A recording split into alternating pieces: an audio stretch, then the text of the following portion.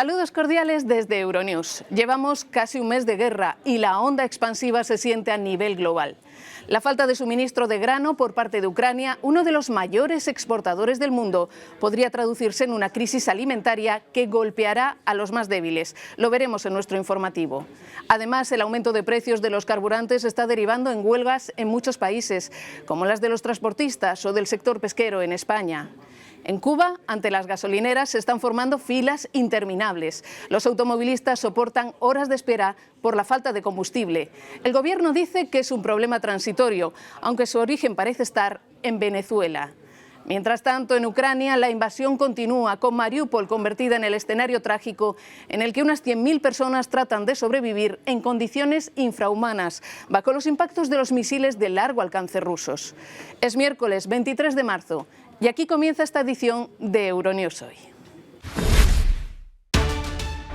Rusia continúa aprovechando su superioridad aérea y bombardea zonas civiles en Ucrania, pese a que el Kremlin asegura que se trata de ataques de precisión.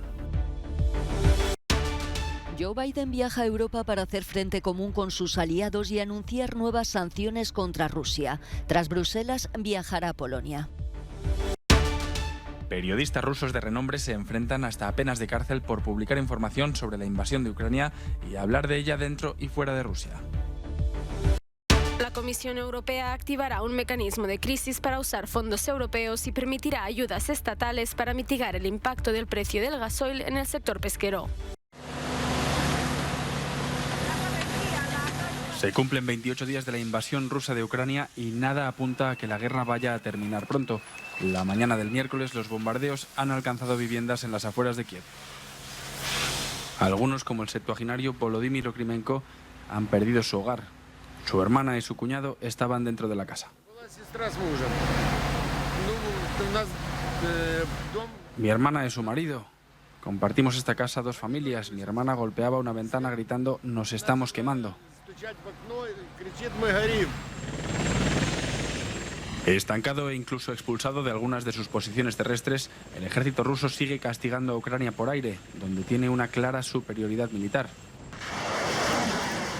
Los vídeos difundidos por el Kremlin muestran ataques de lo que han llamado precisión y el uso de misiles cada vez más sofisticados desde posiciones lejanas. Sin embargo, las imágenes satélite muestran una destrucción generalizada de todo el país. Este miércoles el gobernador de Cherniv, en el norte de Ucrania, denunció la destrucción de un puente utilizado para suministrar alimentos y medicinas a esta ciudad de casi 300.000 habitantes. El gobernador afirmó que esto no impedirá que siga llegando ayuda y prometió que el puente será reconstruido.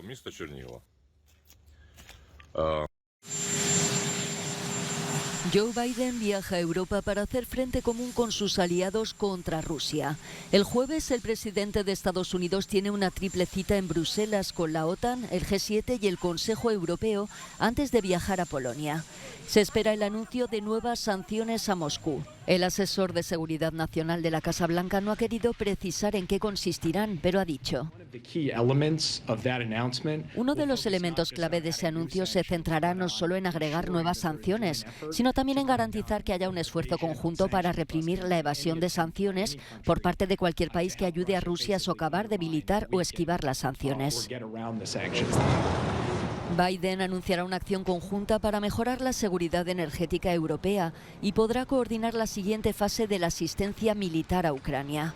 Su homólogo polaco, con quien Biden se reunirá el sábado, ha dicho que la OTAN necesita una nueva visión estratégica debido a la agresión sin precedentes de Rusia en Ucrania.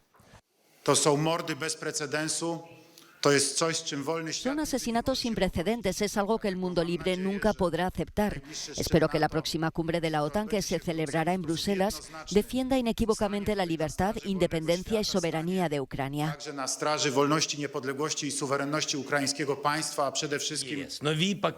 El presidente de Ucrania, Volodymyr Zelensky, ha sido invitado a hablar en la cumbre extraordinaria de la OTAN.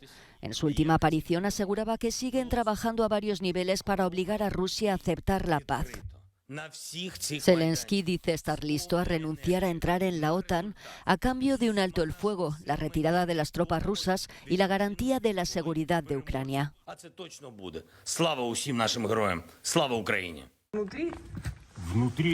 Pese a la falta de libertad de prensa creciente en Rusia, varios afamados periodistas levantan la voz. El reportero y comentarista político Alexander Nevzorov está siendo investigado por denunciar el bombardeo ruso a un hospital infantil en Mariupol. Se le acusa de difundir información falsa.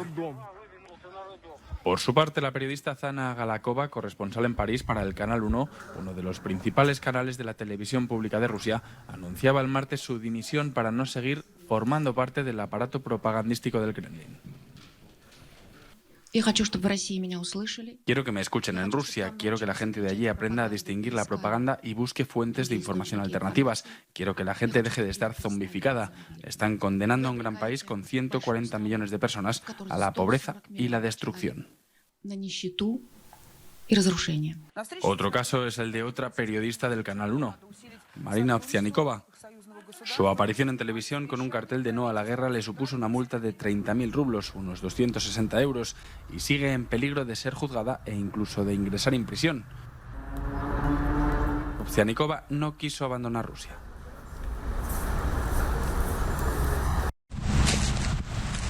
El mundo entero se enfrenta a una probable crisis alimentaria con precios al alza y millones de personas en riesgo de hambruna grave. Y esto porque la guerra en Ucrania amenaza el suministro de cultivos básicos, ya que este país es uno de los mayores exportadores de alimentos. Pero, ¿cómo cultivar, cosechar y exportar bajo el asedio y las bombas? El ministro ucraniano de Agricultura expuso al Parlamento Europeo en Bruselas la situación en su país. Los principales canales para exportar la cosecha y el grano eran nuestros puertos marítimos. En la actualidad están parcial o completamente destruidos. Hace apenas un par de horas, el puerto de grano de Nikolaev ha sido destruido por las bombas rusas. Teníamos una enorme capacidad de almacenamiento allí. Todo ha sido destruido. Los precios del trigo han alcanzado máximos históricos en los últimos días, al igual que el precio del aceite de colza y girasol. Al menos 50 países dependen de Rusia y Ucrania para el 30% o más de su suministro de trigo, y muchos países en desarrollo del norte de África, Asia y Oriente Próximo están entre los más dependientes. Muchos ya tenían problemas financieros y algunos se enfrentan a crisis de deuda. La guerra en Ucrania, más la pandemia y el cambio climático están generando una gran crisis alimentaria para los más débiles. Los agricultores ucranianos siguen trabajando para alimentar al país en medio del conflicto.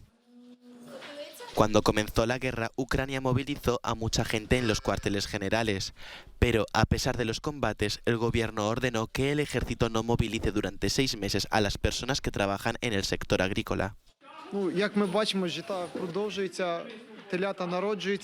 Los militares tienen su batalla y los agricultores la nuestra.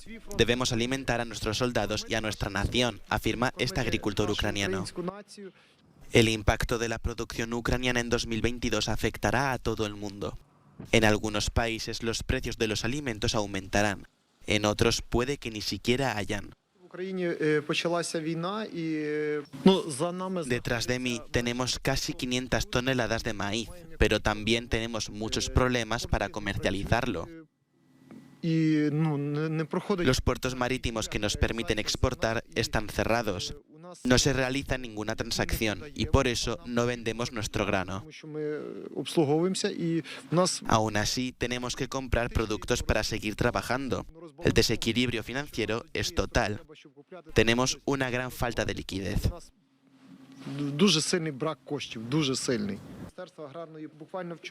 Un profesor de la Escuela de Economía de Kiev explicó que si los puertos del Mar Negro permanecen cerrados, gran parte de las exportaciones podrían seguir saliendo del país a través de camiones o trenes.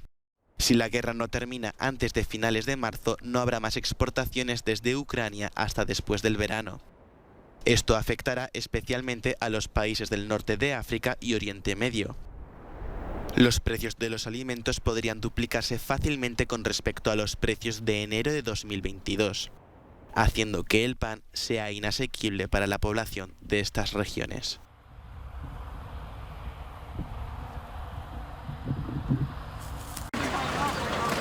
La mañana del martes, 20 niños ucranianos enfermos de cáncer llegaban a varios hospitales franceses. 4 de ellos a la ciudad de Nancy, al noroeste de Francia. En Ucrania, más de 100 hospitales han sido destruidos según el gobierno. Estoy muy contenta de que vaya a ser tratada aquí, porque en Ucrania en este momento no hay ningún sitio donde tratarla. Pascal Satanier es el jefe de oncología del hospital de Nancy.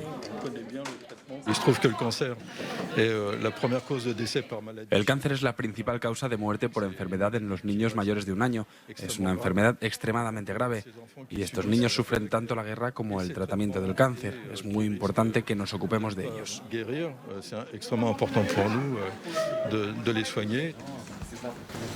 Alrededor de 1.500 niños reciben o recibían tratamiento contra el cáncer en Ucrania. Las autoridades francesas esperan que en los próximos días más menores enfermos de cáncer procedentes de Ucrania puedan ser atendidos en Francia. Navalny señala en Italia un yate de 700 millones de euros como propiedad de Putin. El equipo de investigación del encarcelado líder opositor ruso, Alexei Navalny, asegura que este yate de 140 metros de eslora sería propiedad del presidente ruso. El Cerezade, que cuenta con 2 helipuertos, gimnasio y piscina con cubierta retráctil, está ahora atracado en la localidad italiana de Marina de Carrera, en la costa de Toscana. La tripulación, toda de nacionalidad rusa, salvo el capitán, está formada por miembros de la escolta del presidente Vladimir Putin y otros altos cargos, el Servicio de Protección Federal.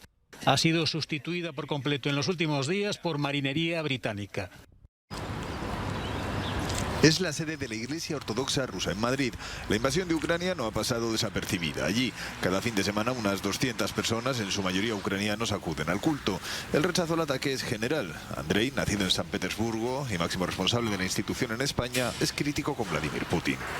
Creo que es un hombre con una visión grandiosa de sí mismo, que, bueno, yo no soy un psiquiatra, pero eso es algo que caracteriza a las psicópatas y a las personas sufriendo de narcisismo, y lo que pasa es que no es la única persona así en la historia.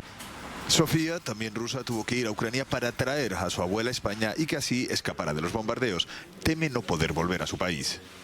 Lo que más echo de menos es a mis familiares y amigos, porque me estoy dando cuenta de que hay probabilidades de que no nos volvamos a ver. En España viven unos 95.000 rusos y 115.000 ucranianos. En algunas poblaciones, en las que representan un porcentaje significativo de la población, la invasión de Ucrania ha provocado ciertas tensiones. Parejas, en cambio, en las que cada uno de los miembros pertenece a una nacionalidad, mantienen una posición común sobre la agresión del Kremlin.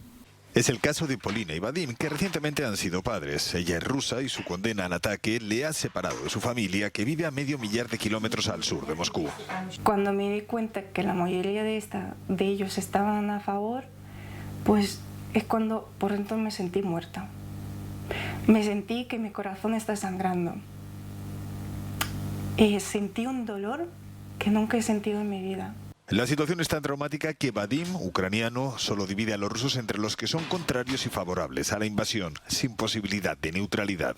Hay otra gente que son de nacionalidad rusa que he roto con ella, que jamás podré de mantener ningún tipo de relación con ellos. Más unidos que antes de la invasión, el único efecto que ha tenido la guerra es que tienen menos tiempo para estar juntos y más para buscar información. En Madrid, Carlos Marlaska, para Euronews. La guerra ha impactado en todos los sectores de la economía europea. Uno de ellos es la industria pesquera. El precio del combustible para los barcos había ido en aumento en los últimos meses, pero se ha disparado desde el comienzo de la guerra. Para los pescadores, la situación es un desastre. No es solo el gasóleo lo que nos mata, también necesitamos muchos materiales que provienen de procesar petróleo. También necesitamos hierro. Los precios están aumentando increíblemente. Mientras países como Francia ya han anunciado ayudas de emergencia para la compra de combustible, el sector pesquero español está en huelga por los precios del gasoil. Y en la mayoría de los países aún no existen medidas. La situación se está volviendo insostenible para barcos como este, que salen de la ciudad belga de Ostende para ir a faenar a aguas británicas. Hace tan solo un año, el coste de llenar de combustible el depósito de este barco costaba la mitad de lo que cuesta ahora. Por eso, más de una veintena de países europeos liderados por España han pedido a la Comisión Europea medidas extraordinarias. La Comisión Europea les ha escuchado. A pesar de las protestas del sector, el comisario de Pesca dice que han actuado con rapidez. La Comisión permitirá ayudas estatales para compensar hasta 35.000 euros a los armadores por los costos de producción adicionales, como el precio del carburante. Y también activará un mecanismo de crisis para permitir el uso de fondos europeos para mitigar el impacto. Ahora es el turno de los Estados miembros.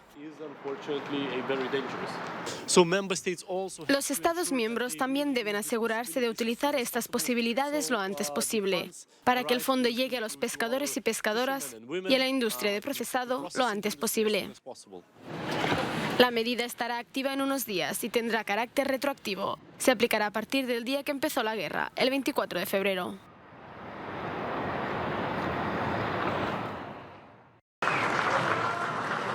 Llega la primera fábrica de Tesla a Europa. Estará en el municipio de Grünheide, en las afueras de Berlín. Allí el canciller Olaf Scholz ha acompañado al fundador de Tesla, Elon Musk, en la inauguración. La fábrica, con un coste de 5.000 millones de euros, dará empleo a 12.000 personas en su primera fase y fabricará 500.000 de coches al año. La electromovilidad dará forma a la movilidad del futuro, y eso está claro hoy aquí. Con esta fábrica, el multimillonario Elon Musk se enfrenta a los fabricantes alemanes en su propio terreno. Tesla se asegurará de que sea una joya para la zona, para Alemania, para Europa y para el mundo. Tesla comenzó a construir la planta hace 3 años antes de tener los permisos. Los ecologistas advierten del peligro de que la planta contamine el agua de la región, algo que en la empresa niegan.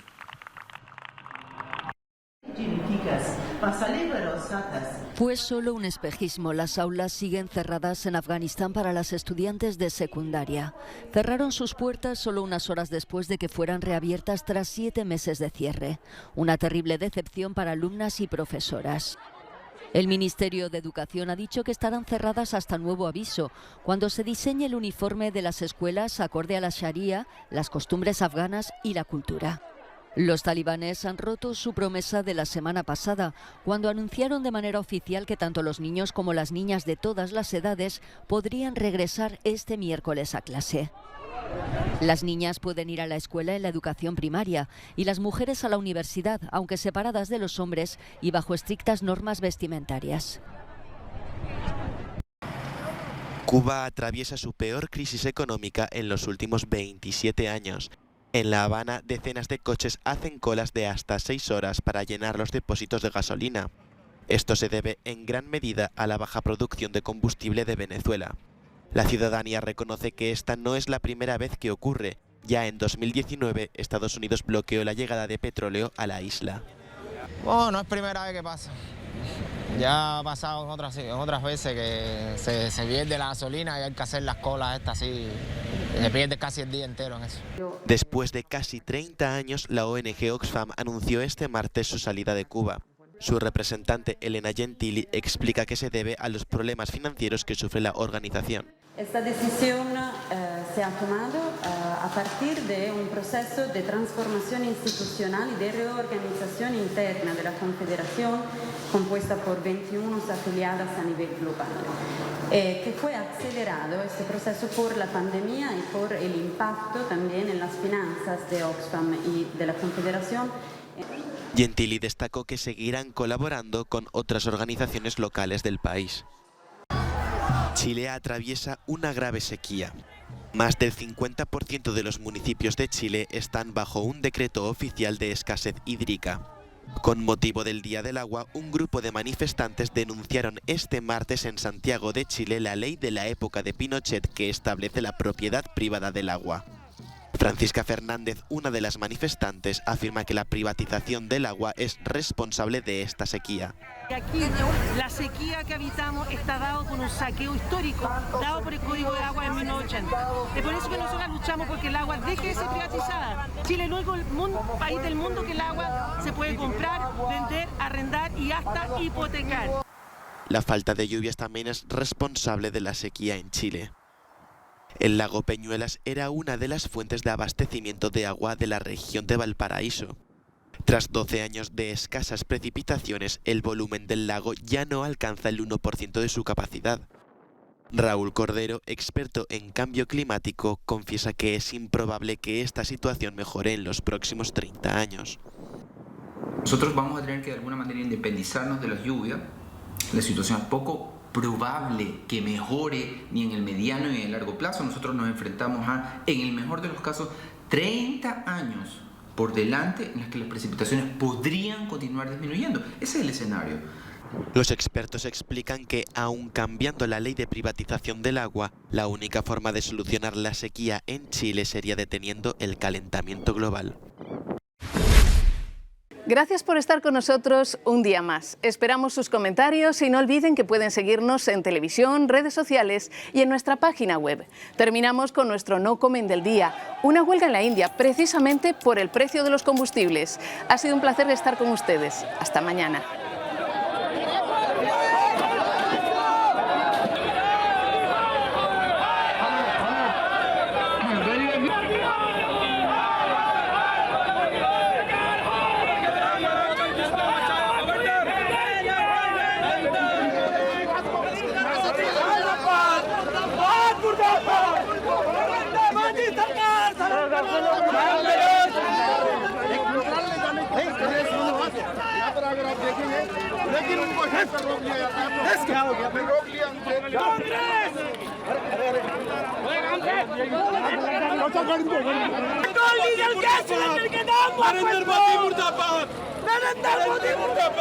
Narendra मोदी hi hi नरेंद्र मोदी hi hi